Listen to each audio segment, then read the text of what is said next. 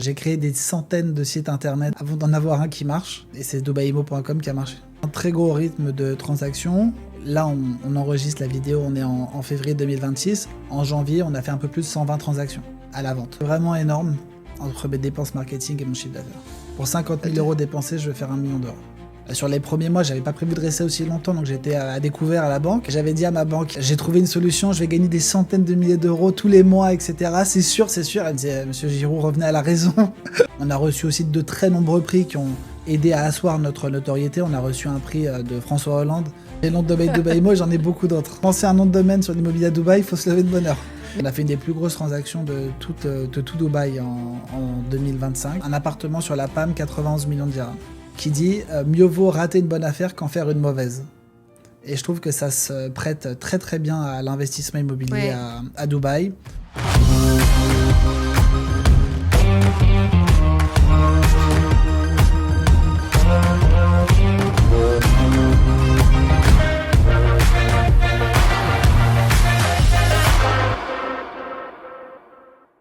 Salut Guillaume. Salut Fanny. Comment tu vas? Ça va super. Je suis ravie de t'accueillir sur le podcast Success. Bienvenue. Merci de m'avoir invité. J'ai une description de toi fournie par ChatGPT. Oh là là. Donc je sais pas si tu as déjà fait cet exercice. Parfois mes invités ils ont jamais demandé à ChatGPT de faire une description d'eux. Donc c'est marrant de le découvrir aussi en direct. Est-ce que tu veux savoir ce qu'il dit de toi? Je suis très curieux. Alors, Guillaume est un entrepreneur et cofondateur de Dubaïmo, une société spécialisée dans l'investissement immobilier à Dubaï depuis plusieurs années. Il accompagne des investisseurs francophones qui souhaitent se positionner intelligemment sur l'un des marchés les plus dynamiques du monde. Avec lui, on va parler stratégie, opportunités, structuration patrimoniale, mais aussi réalité du terrain. Ce que peu de gens voient derrière les promesses des rendements et les vidéos Instagram. Guillaume, c'est quelqu'un qui connaît les cycles et qui comprend les enjeux fiscaux, les montages, les risques et surtout qui accompagne des profils ambitieux qui veulent construire du solide, pas juste faire un coup. Dans cet épisode, on va décrypter pourquoi Dubaï attire autant d'investisseurs aujourd'hui, comment éviter les erreurs classiques et comment transformer l'immobilier en un véritable levier de liberté financière. Guillaume, bienvenue dans Success. Merci. Alors, qu'est-ce que t'en penses? Alors j'en pense que c'est pas mal, j'aurais pas dit mieux. Ouais. En tout cas, je trouve que la description est plutôt flatteuse, donc ça fait plaisir. Qu'est-ce que tu rajouterais à cette description pour nous dire un peu qui tu es finalement?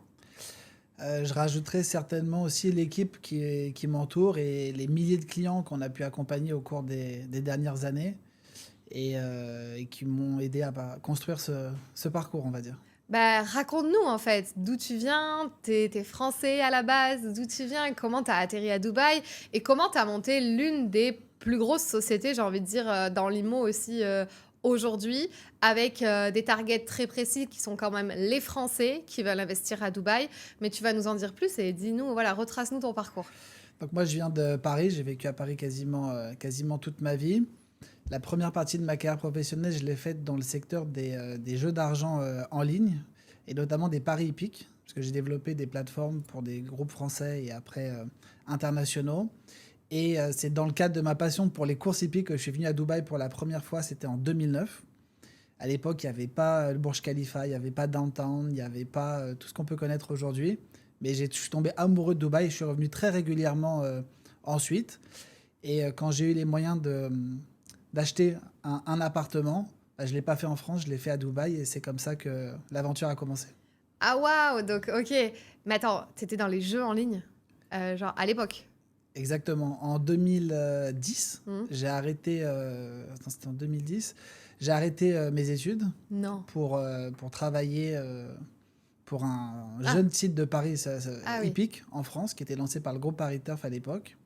En parallèle de mes études, je travaillais comme journaliste hippique. C'est pour ça que j'étais venu sur Dubaï. Et ensuite, du coup, j'ai fait toute ma carrière là-dedans jusqu'à un peu avant mes 30 ans. Et ensuite, j'ai lancé cette agence. Ouais, c'est drôle, j'ai cru que tu allais me dire j'ai arrêté mes études pour faire que des paris. Non, pas du tout. J'étais de l'autre côté. J'étais du bon côté du guichet, comme on dit. Et justement, j'ai aidé au développement de plateformes, au lancement de sites internet qui étaient légaux à 100% en France. Et voilà, j'étais employé et c'est comme ça que j'ai découvert aussi le marketing, l'acquisition client dans un domaine qui est encore plus compétitif que l'immobilier. Il n'y a rien de plus compétitif sur Internet, je pense, que les jeux d'argent. Ah ouais. Et ça m'a aidé beaucoup derrière pour l'acquisition client, l'exposition sur Internet. Ah oui, parce que je ne l'ai pas précisé, mais ça va être sûrement le titre de l'épisode de podcast. C'est que oui, tu es le marketeur, je pense, le plus puissant, ou en tout cas qui a compris énormément de choses. Tu vas nous en dire plus. Mais attends, juste, tu dis à ta famille, à tes parents, genre, j'arrête les études comme ça? Enfin, t'étais en quelle année Donc j'étais, malheureusement pour moi, c'était la deuxième année, mais j'étais toujours en première année. Ah ouais, Parce que je travaillais en même temps ouais. comme journaliste hippique. Et j'étais pas du tout passionné par ce Les que j'étais études. en train d'étudier. J'étais en fac de droit à Paris, à Assas. Et il y a cette opportunité qui s'est présentée tout de suite avec un bon salaire, voilà, en cadre, etc. J'étais quand même très jeune. Et donc j'ai saisi l'opportunité et ça m'a plutôt réussi. Et voilà. Ouais, bon, en même temps, quand tu dis je veux gagner ma vie et que c'est cool, trop bien. Donc, tu fais ça pendant un temps, tu commences à faire ton premier invest à Dubaï IMO. Exactement. Et là, à quel moment tu te dis, bah, je vais monter la plus grosse société d'IMO à Dubaï? Donc moi, quand j'ai acheté mon premier appart à Dubaï, c'était sur plan, c'était tout début 2020. J'ai commencé à regarder le marché fin 2019. J'ai acheté un appartement, après j'en ai acheté tout de suite un deuxième, vraiment 2-3 semaines après. Et quand j'en parlais autour de moi, je voyais que les gens étaient hyper réticents, me disaient mais qu'est-ce que tu fais? Tu vas te faire arnaquer, Dubaï, ça n'existe pas, etc. Ça Et existe donc pas. à l'époque, j'ai dû vraiment voilà, expliquer pourquoi j'avais fait cet investissement. Je m'étais énormément renseigné avant de passer à l'action. Et, euh, et je me suis rendu compte que quand j'expliquais que j'étais venu sur place, que j'avais vérifié que c'était réel, qu'on était vraiment propriétaire, qu'il y avait vraiment ces facilités de paiement, etc., bien, les gens, ça les intéressait. J'ai pas mal de gens autour de moi qui, du coup, se sont laissés tenter et ont acheté, du coup, la même chose que ce que j'avais acheté moi. Et je me suis dit, tiens, il y a peut-être quelque chose à faire. Et ensuite, de fil en aiguille, j'ai créé un site internet, donc dubaïimo.com. J'ai commencé à avoir des demandes. Je les ai envoyées au début à une agence ici à Dubaï. Et ensuite, dès qu'on a pu voyager sur Dubaï, puisque c'était pendant Et oui, la crise sanitaire, dès qu'on a pu voyager, je suis venu ici à la base juste pour une semaine pour rencontrer les équipes à qui j'envoyais les leads, en fait, à qui j'envoyais les demandes des clients. J'étais pas très satisfait par ce que j'ai vu sur place. Et du coup, je suis resté. À la base, j'étais juste venu en vacances pour une semaine. Je suis resté. Je suis pas rentré en France pendant quasiment 2 ans. waouh, Et c'est avec là ta que petite j'ai valise. exactement. Et c'est là que j'ai poussé. Je suis venu. J'avais pas d'affaires. J'avais rien. J'ai abandonné mon appartement à Paris. Non, J'ai payé le loyer pendant plus de 2 ans à vide. J'ai laissé ma voiture qui a été saisie dans la rue. J'ai tout abandonné mais non. parce que j'étais tellement focus sur le développement de la société que j'avais pas le temps de rentrer. Mais c'est fou. On parlait en off des storytelling rocambolesques, mais ça, c'est marrant quand même à raconter. Ça, c'est 100% vérifiable. Parce que de dire, attends, mais ouais, et t'es pas rentré ou t'avais personne pour t'occuper un peu de tes trucs, je Si, suppose. j'avais toutes mes affaires, Ah, etc. Et puis waouh. j'étais tellement concentré sur le développement ici. Puis un peu en France, c'était encore le Covid. Donc ça peut être Ah oui, ouais. compliqué de demander De aux re- gens d'aller chez soi, déplacer ses affaires. Puis moi, j'habitais dans l'appartement depuis déjà Oui. quasiment 10 ans. Donc j'étais vraiment bien installé. Et il n'y avait pas juste 3 valises Mais non. à enlever. Donc, voilà. Et puis En c'était plus, pas du tout ma priorité. ouais, c'est ça. En plus, tu te dis, je vais pas à Dubaï, je suis même pas sûre de pouvoir revenir si je reviens en France, m'occuper de Exactement. mes trucs. Donc, trop Pour moi, chiant. c'était pas du tout un sujet. C'était un Ah petit ouais. loyer à payer et j'étais vraiment concentré sur autre Et chose. la voiture et tout. Ah ouais, c'est incroyable. Ok, bah trop ouf. Et donc, du coup, t'as monté, t'as vu qu'il y avait un besoin. Et donc, t'as pris une carte d'agent ou t'as passé des Exactement. diplômes. Donc moi, au début, quand j'ai lancé la structure, c'était pas du tout organisé de la même manière que maintenant. Déjà, il a fallu que je trouve un sponsor, puisqu'à l'époque, il fallait un sponsor. Donc, j'étais même pas propriétaire de la société, même pas à 1%. C'était 100% un partenaire local. Waouh. Lancer une société en plein Covid, c'était pas une partie de plaisir. Ça a pris plusieurs mois. C'était beaucoup plus long que ce qu'on peut connaître maintenant. Oui. Pareil pour avoir la licence. À l'époque, maintenant, les gens ils passent la licence comme ça de Ah chez bah eux et oui. tout. À l'époque, c'était en présentiel. Donc pendant le Covid, il fallait le faire en visio avec un mec qui vous regardait pendant l'examen. Enfin, c'était assez compliqué, ça a pris du temps. Et j'étais vraiment complètement avec un setup terminé. Trop ouf. Le 30 septembre exactement, c'est le jour où j'ai reçu le 1er octobre, pardon, 2020, c'est le jour où j'ai reçu ma licence. Trop ouf. Ouais, non, c'est vrai. Là, moi, franchement, en 3 semaines, j'avais tout. Hein. J'avais la licence et la carte d'identité. Enfin, franchement, ouais, les choses, elles ont bien évolué. Ouais. Ok, et donc là, donc ça y est, nouvelle aventure. Mais attends, tu prends un partenaire local, donc la boîte ne t'appartient pas. À quel moment tu te dis, mais je suis pas en train de faire n'importe quoi dans un pays qui n'est pas le mien? Non, je m'étais bien renseigné sur le fonctionnement. Je savais que c'était la règle Ouais. à l'époque. Et j'avais aucun problème avec ça. On avait signé un contrat qui disait que 100% de l'argent me revenait. Ah, ok. Donc c'était avec une femme en l'occurrence. Elle touchait à peu près, enfin, c'est 30 000 dirhams par an que je devais lui Ouais, juste verser. pour être porteuse Et voilà. de Donc nom. il y avait son nom sur la licence. Voilà. Son nom sur la licence, pardon. Moi, j'étais le general manager. Et, voilà, et ça s'est très bien passé. Dingo, ok. Et bon, et là, je suppose que cette femme n'est plus là. Je l'ai j'ai enlevé de la licence il y a à peine un an, même pas un an. Ok. Je l'avais gardé sur plusieurs années. Après, j'aurais très bien pu l'enlever plus tôt, mais je l'avais quand même gardé parce que ça avait porté vraiment chance. Mais même quand on l'a enlevé, ça s'est très bien passé par la suite. Ouais, ouais, c'est marrant. Et donc, du coup, bon, bah, maintenant, combien t'as de collaborateurs qui bossent avec toi? Donc aujourd'hui, on est une grosse trentaine. On doit être 35 en tout, avec une trentaine d'agents et puis des fonctions support. Ouais, donc explique bah, à partir de ce moment-là où tu es tout seul avec ta petite boîte que tu viens de lancer, en mode avec tes réseaux sociaux, à expliquer aux gens comment investir à Dubaï, à aujourd'hui qui est maintenant une boîte qui tourne toute seule presque.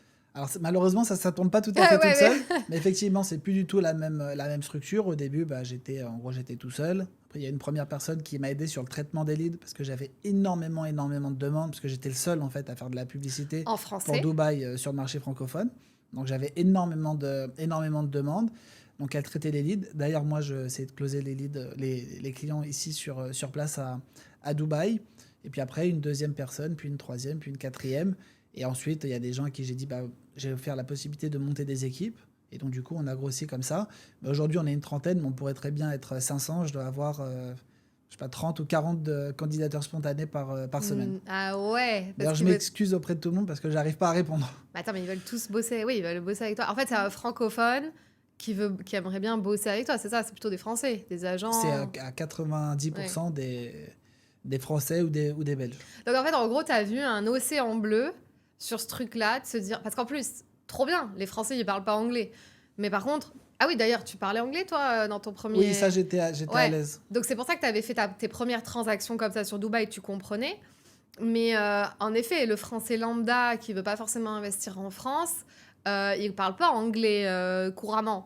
Donc toi, tu fais tout ce taf pour lui, en fait, de démocratisation du marché de Dubaï, d'expliquer... C'est un peu ça, ta cible. Exactement. En fait, ce qu'il faut comprendre, c'est que les promoteurs, ils n'ont pas le temps de s'occuper de tous leurs clients. Ah oui. Parce qu'il y a des promoteurs qui vendent, par exemple, un promoteur comme Damac ou comme Bingati, c'est des sociétés qui peuvent vendre 15 000, 20 000 appartements par an. Et sachant que sur un appartement, il peut y avoir 2 investisseurs. Ils n'ont pas du tout les équipes pour assurer ce suivi-là. Donc ça, j'ai réussi à l'expliquer aux investisseurs. En plus, notre service, il est gratuit, puisque nous, on est rémunéré par le promoteur.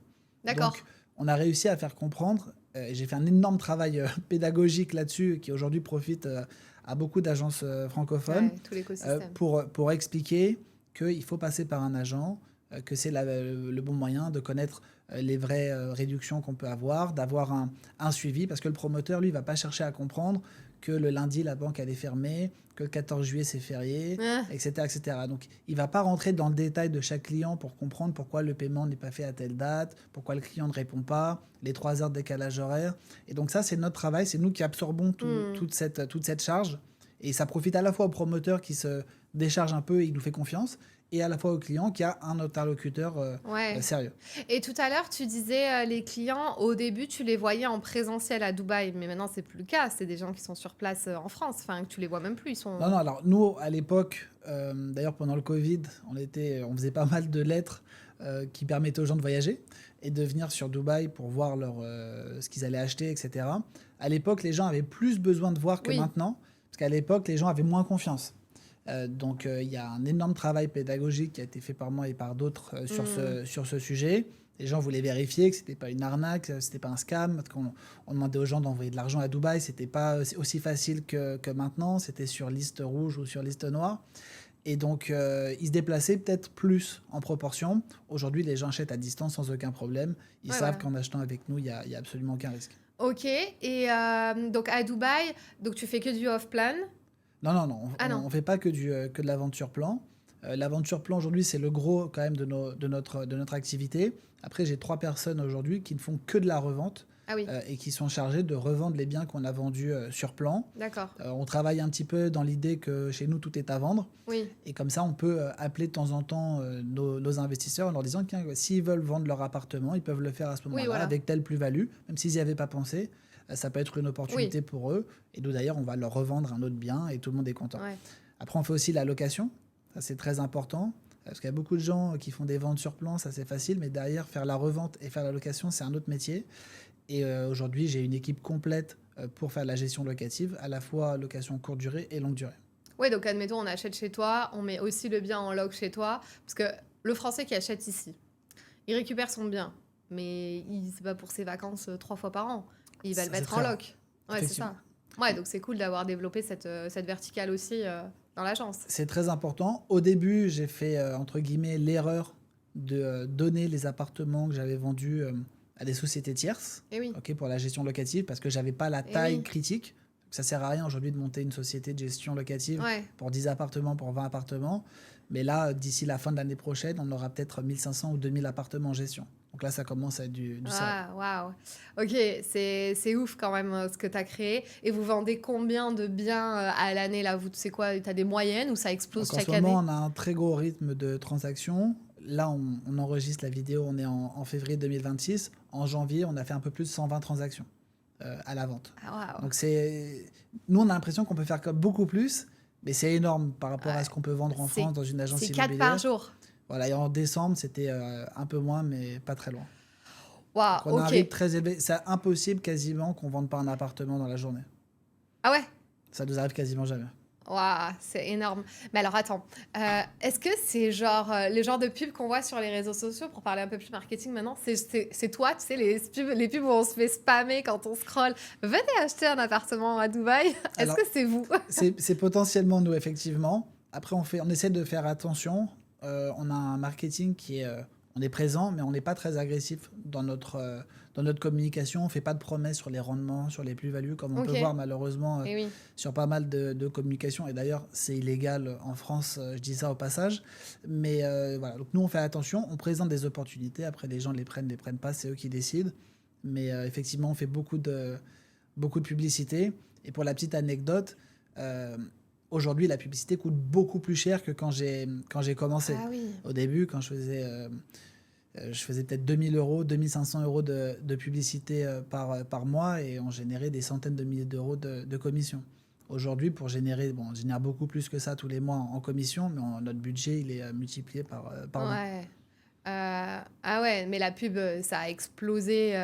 En fait, c'est quoi tes ratios, toi? Parce que dans l'infoprenariat, on en parle beaucoup, mais tu vois, je sais pas, pour un budget de 80 000 euros, admettons, de pub dans l'infoprenariat, on sait qu'on va avoir peut-être 400 000 euros de chiffre d'affaires, tu vois, généré sur le mois ou un peu moins. Après, il faut être bon en closing derrière, mais toi, c'est quoi à peu près les ratios, enfin, les ratios, comment on peut dire Moi, avec j'ai un l'État ratio aujourd'hui? qui est vraiment énorme, de 1 à 20, entre mes dépenses marketing et mon chiffre d'affaires. Tu veux dire que... Pour 50 000 euros dépensés, je vais faire 1 million d'euros. Donc ça va, ça? Ah oui, c'est très Ça rentable. veut dire que ton coût par Mon coût lead d'acquisition est très faible. est très faible. Oui, mais parce que vous avez une notoriété aussi organique, peut-être maintenant. Exactement. Donc nous, la plupart moi, les publicités que je fais, c'est pas trop pour faire de la chasse aux clients. C'est plus pour faire de la réassurance, de la prise, Ok. de la présence. C'est comme on disait aujourd'hui, Coca-Cola, ils font pas de la publicité pour vendre plus de canettes de Coca-Cola. C'est juste parce qu'ils veulent pas qu'il y ait un nouveau Coca-Cola qui se mette sur le marché et qui essaie de leur prendre la place. C'est pour occuper le terrain. Donc moi, mes publicités, c'est plus dans une logique d'occupation de terrain, plus de génération de leads. Aujourd'hui, la plupart de nos transactions, elles sont faites sur de la recommandation. Comme on a plus de 3000 clients aujourd'hui qui ont déjà acheté avec nous, Oui. et comme on a commencé plus tôt que les autres en 2020, on a beaucoup de clients qui ont gagné pas mal d'argent avec nous. Du coup, on a des clients qui sont globalement très Fidélisé, satisfaits ouais. et qui nous envoient leurs amis, leurs familles, leurs collègues, etc. Et aussi les clients qui nous ont fait confiance en 2020, 2021, 2022. Peut-être là, on va revendre leurs biens, ils vont racheter. Et souvent aussi, les gens, on suit un peu leur évolution. Peut-être qu'en 2020, ils nous ont acheté un studio. En 2023, ils nous ont acheté un one bedroom. Et peut-être que cette année, ils vont nous acheter une villa.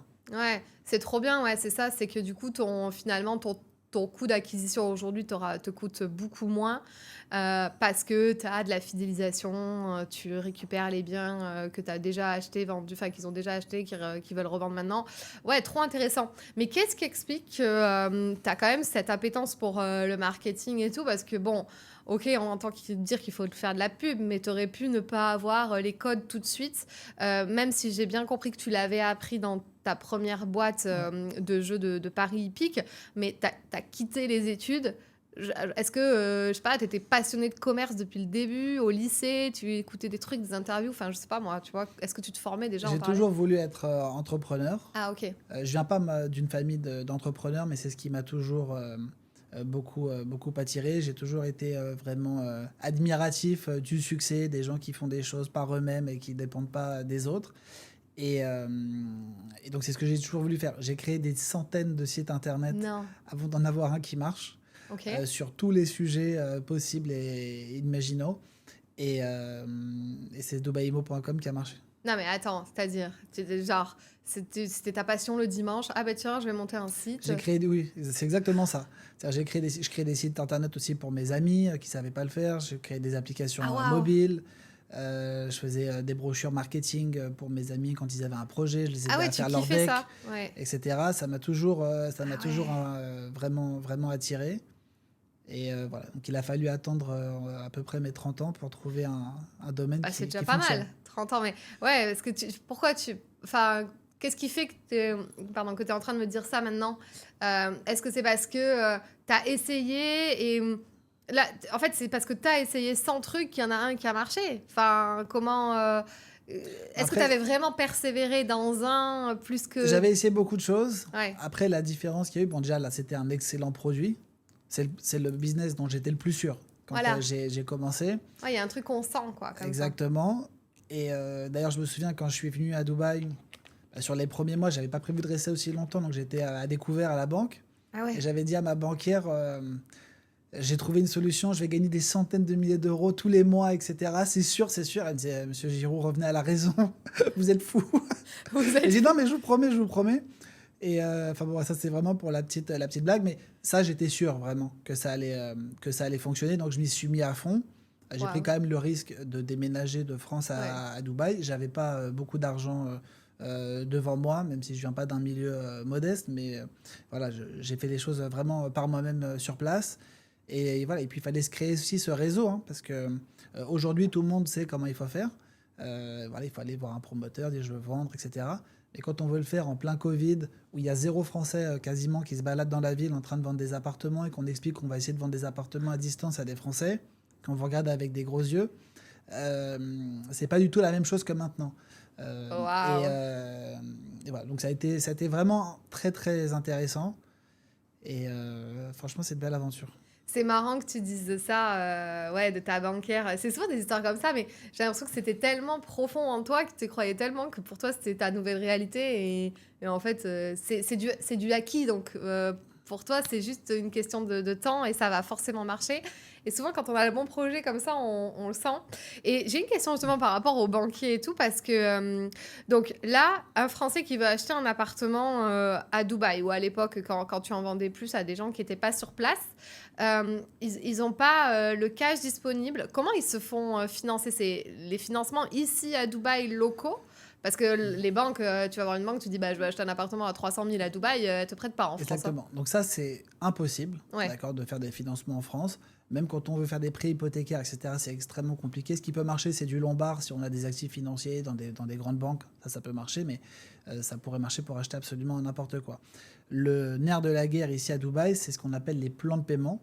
En fait, c'est des facilités de paiement, c'est des échéanciers qui sont proposés directement par les promoteurs de Dubaï. Et ouais. Donc, au moment de l'achat, au moment de l'offre, le promoteur il va dire au client, à l'investisseur, voilà, bah, votre appartement, vous allez pouvoir nous le payer par exemple sur 5 ans. 50% sur les 2 années de construction et 50% sur 3 années après la remise des clés. Et la force, c'est que moi, quand j'ai commencé, le marché de Dubaï était très très calme, okay, pour pas dire presque mort en 2020. Et j'ai vendu des appartements au début à peut-être 1 500 € du mètre carré avec des plans de paiement sur 10 ans après la remise des clés. Ah waouh, ça c'était À taux intéressant. 0%. Trop bien. Donc, je vendais des appartements où les gens avaient quasiment rien à mettre sur la table. Et derrière, des échanges de 500 euros par mois, sachant qu'on allait louer 1000 euros. Et il n'y avait pas d'intérêt, il n'y avait pas besoin de donner de justificatif de revenus, de fiches d'imposition, de constituer un dossier. Et donc, ça a été très facile au début de faire beaucoup de transactions. Il n'y avait pas besoin de convaincre à ce niveau-là. Je pense que ton gros travail que tu as dû faire, c'est vraiment la confiance à l'étranger, à Dubaï. Parce que, en tout cas, sur les rendements, je pense que quand tu expliques par A plus B, les gens vont te dire, bah oui, c'est logique.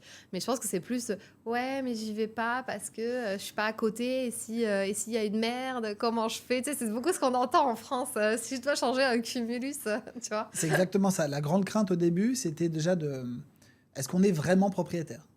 Ça, c'était la grande inquiétude, le gros sujet, puisqu'il y avait un peu l'idée qu'à Dubaï, il fallait être associé avec un local, que c'était uniquement pour 99 ans, etc., etc.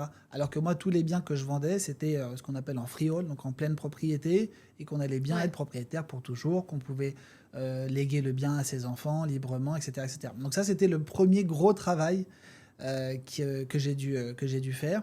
Le deuxième élément, c'était de rassurer les investisseurs sur ce qui allait se passer avec l'argent qu'ils allaient envoyer à Dubaï. Donc je devais leur expliquer que c'était sur des comptes séquestres, que les fonds étaient bloqués, contrôlés par le gouvernement, que le promoteur ne pouvait pas accéder librement à ces fonds, qu'il y avait des règles pour le déblocage, etc., etc. Et ça prenait du temps.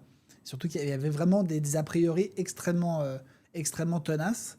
Et ça a demandé beaucoup de travail. J'ai fait beaucoup de webinars, des conférences, beaucoup d'informations. Ah ouais.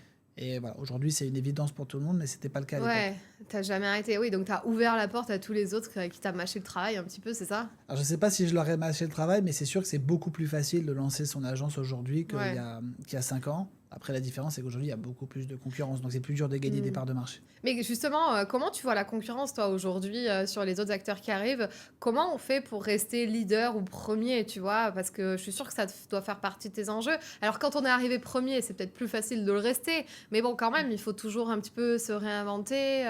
Comment tu vois les choses par rapport à ça? Déjà, on essaye en permanence d'innover, en proposant des nouveaux services à nos clients. On avait lancé une plateforme d'investissement participatif dans l'immobilier.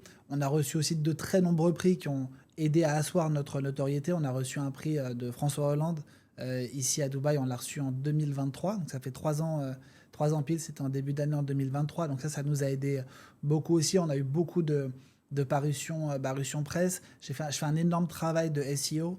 Je dois dépenser entre 10 et 15 000 euros par mois en SEO depuis 5 ans. Donc ça, c'est quasiment irrattrapable pour quelqu'un qui veut se lancer aujourd'hui. S'il veut être devant moi sur Google, ça lui coûte très cher et ça l'épuise. Et du coup, il ne peut pas dépenser ailleurs. Donc voilà, donc ça, c'est ma stratégie aussi. Et je me repose aussi beaucoup aussi sur nos clients qui sont nos meilleurs ambassadeurs et qui disent qu'ils ont été satisfaits, qu'ils ont eu un bon suivi, qu'on leur répond quand ils nous contactent, etc. etc. Ouais, puis bon, t'as quand même le nom de domaine Dubaï Imo. J'ai le nom de domaine Dubaï Imo et j'en ai beaucoup d'autres. Donc aujourd'hui, pour lancer un nom de domaine sur l'immobilier à Dubaï, il faut se lever de bonne heure. J'ai immobilier Dubaï dans tous les sens. J'ai énormément de noms de domaine. J'en ai avoir au moins une centaine que je parque et qui compliquent beaucoup le lancement SEO sur Dubaï. Il n'y a rien qui peut s'arrêter. Non, il y a beaucoup de choses qui peuvent m'arrêter parce qu'il y a des concurrents qui se lancent, qui sont aussi plus organisés que ce que je pouvais être à l'époque. Après, pour moi, les nouvelles agences qui se créent, c'est énormément d'opportunistes. Aujourd'hui, ils sont à Dubaï. Demain, ils peuvent être à Marrakech, à Bali ou au Cambodge ou je ne sais où. Tandis que nous, on ne bougera pas. On a déjà fait des sessions de parts de la société. On a des fonds qui s'intéressent à nous. Et donc, il n'y a aucune chance pour que notre société, elle se quitte. Et je pense que les investisseurs, quand ils décident de se positionner sur le marché immobilier Dubaï, vu qu'ils ont besoin d'avoir des relais sur place, la première question qu'ils doivent se poser, c'est est-ce que leur interlocuteur, est-ce qu'ils peuvent parier sur le fait que leur interlocuteur sera encore là dans 5 ans? Et à partir de là, je pense que la réflexion, elle peut un peu évoluer. Quand tu dis que tu as fait une cessation de fonds, c'est-à-dire qu'il y a des actionnaires qui sont rentrés à ton capital? Exactement. C'est ça, donc tu n'es plus le seul décisionnaire? Alors, je suis encore de très largement majoritaire, donc je suis le seul décisionnaire. Après, je consulte évidemment les 2 personnes qui ont investi sur des décisions stratégiques, mais je suis aujourd'hui le seul décisionnaire. Les 2 sont complètement passifs aujourd'hui. Ah, ok. Et c'est des Français? Alors, c'est des Français et c'est des anciens clients.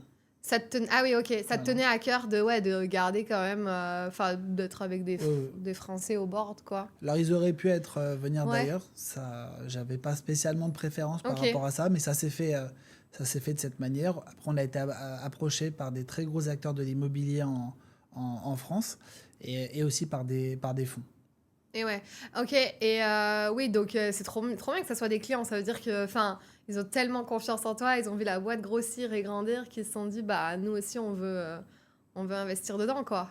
Exactement. Et ce qui nous a aussi aidé pour le développement, j'ai oublié d'en parler sur les dernières années, c'est qu'on a lancé un réseau qui s'appelle Dubai Immo Partners et qui permet à des professionnels de l'immobilier, de la gestion de fortune, de travailler avec nous. Donc, ils payent pour ça. Ils payent un abonnement mensuel, c'est à peu près 2 000 euros par an.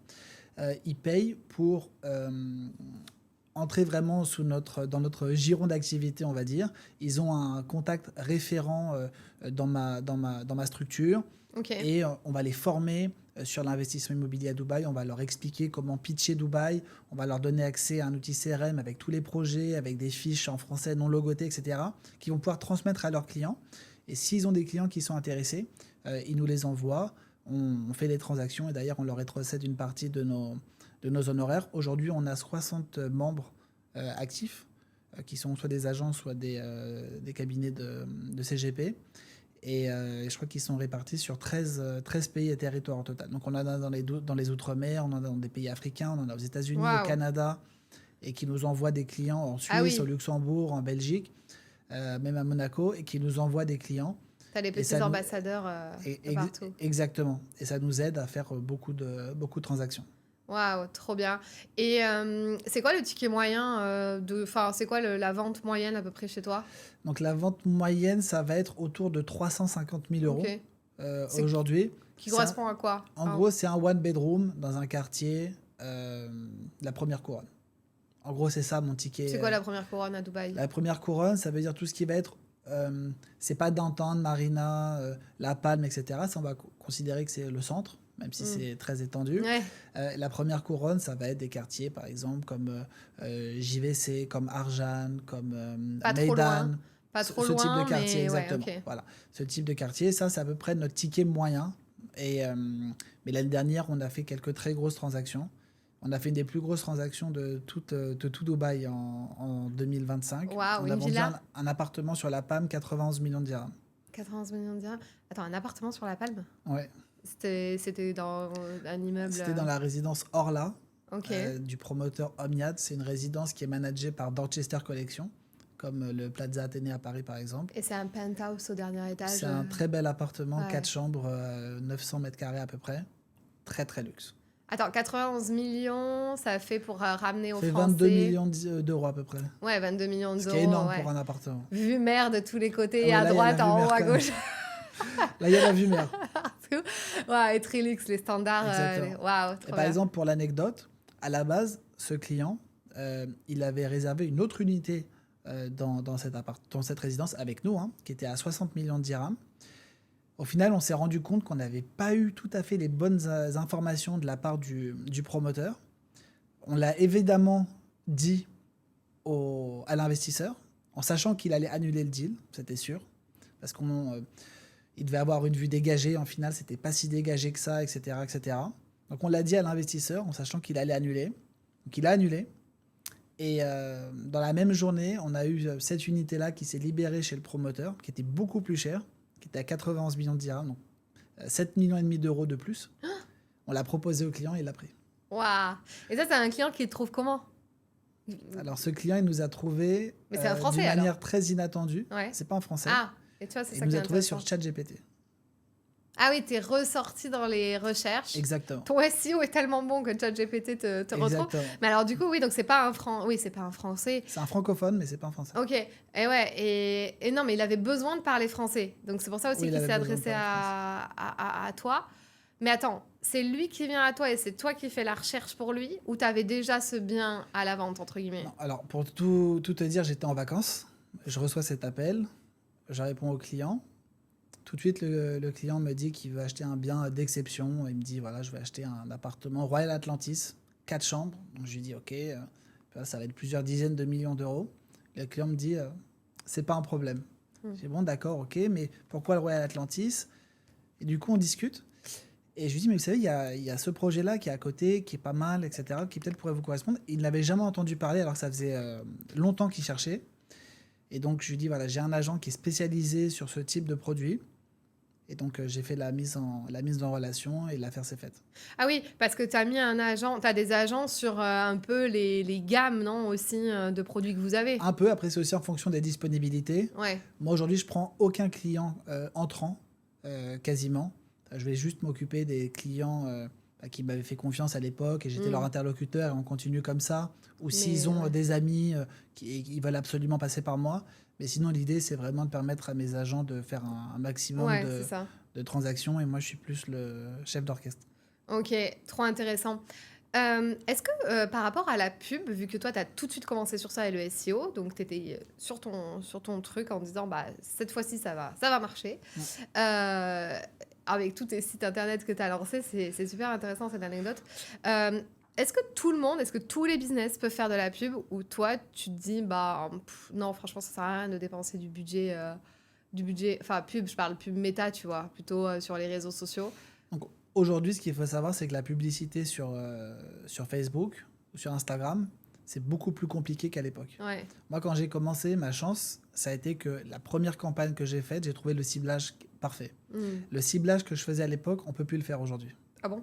Parce qu'il y a des critères qu'on peut renseigner aujourd'hui quand on veut faire de ciblage sur Meta qui sont considérés comme discriminants. C'est-à-dire que par exemple, si moi je vous dis que 80% de mes clients sont des hommes et que je veux faire des campagnes sur des hommes qui ont plus de 30 ans, on peut plus? C'est considéré comme une pratique discriminante. Aujourd'hui, on est obligé de faire sur les hommes et les femmes de 18 à 65 ans et plus. Donc, il y a des règles comme ça qui se sont ajoutées et qui font que aujourd'hui, la publicité sur Meta et sur sur Meta en général est beaucoup moins rentable. Donc, il faut s'orienter sur autre chose. Et moi, j'ai dès le départ attaqué sur d'autres secteurs parce que je connaissais très bien le SEO et son impact à long terme. Et j'ai investi beaucoup plus en réalité dans le SEO que dans la pub sur Meta. Ok. Et admettons, quand on cible une cible un peu de personnes... Enfin, est-ce que ça a un intérêt pour tous les business ou tu vois, ou des gens qui en ont pas besoin? Admettons, tu sais que ta cible, elle est pas en train de scroller toute la journée non plus, tu vois, sur les réseaux. Est-ce que tu penses que quand même, il faut quand même passer par ce budget pub pour se faire voir? Je pense que c'est très important parce que ça peut... aujourd'hui, n'importe qui, demain, peut se lancer et faire 100 000 euros de budget pub sur Instagram pour son agence immobilière à Dubaï. Et il va nous faire disparaître. Donc, pour pas que ça arrive, on est obligé d'être très présent. D'accord? Il faut occuper le terrain. Parce que sinon, les gens, ils vous oublient malheureusement rapidement. Ouais. En tout cas, ceux que vous connaissez pas directement. Donc, alors, je pense que malheureusement, il faut le faire. Même si c'est pas ce qu'il y a de plus rentable aujourd'hui, il faut le faire pour montrer qu'on existe toujours. La cible... Après, est-ce que c'est pas une croyance limitante de ma part de me dire... Si aujourd'hui les gens passent leur journée sur Instagram et sur Facebook, après la différence par exemple entre de la publicité sur les réseaux sociaux et de la publicité sur Google, c'est que c'est pas intentionniste. D'accord? Donc on va avoir des signaux qui vont être envoyés par votre navigation sur Internet, les pages que vous allez suivre, les vidéos que vous allez regarder sur votre téléphone, qui vont vous faire qu'on va vous pousser de la publicité pour l'immobilier à Dubaï, et peut-être un moment où vous avez envie de penser à autre chose. Alors que par exemple, quand vous faites de la recherche sur Google, vous faites une recherche acheter un appartement à Dubaï, là ça fait du sens de payer cher de la publicité pour que vous ressortiez. Donc il faut faire un mix un peu des deux, mais il y a des pièges dans lesquels il faut pas tomber aujourd'hui. Super intéressant, super clair. Trop bien, Guillaume. On arrive à la fin de ce podcast. Dis-moi, quelles sont, toi, à titre perso peut-être, ou la boîte, tes ambitions, ta vision? Est-ce que tu veux faire encore grossir le truc jusqu'à exploser?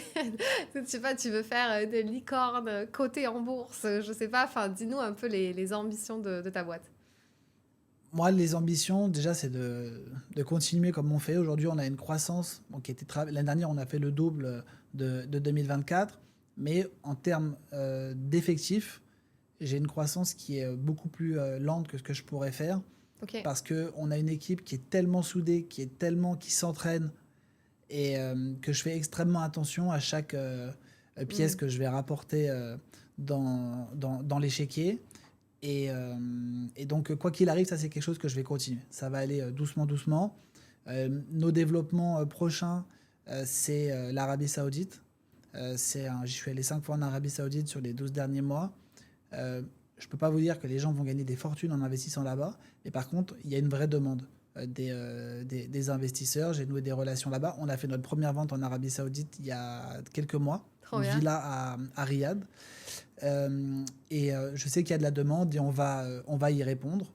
On va aussi avoir des développements sur Abu Dhabi. Ouais, j'allais Aujourd'hui, te on a dire. une présence physique uniquement à Dubaï. Ça va certainement évoluer très prochainement et on va prendre des beaucoup plus grands bureaux pour pouvoir accueillir aussi nos clients et les promoteurs et nos équipes Trop bien.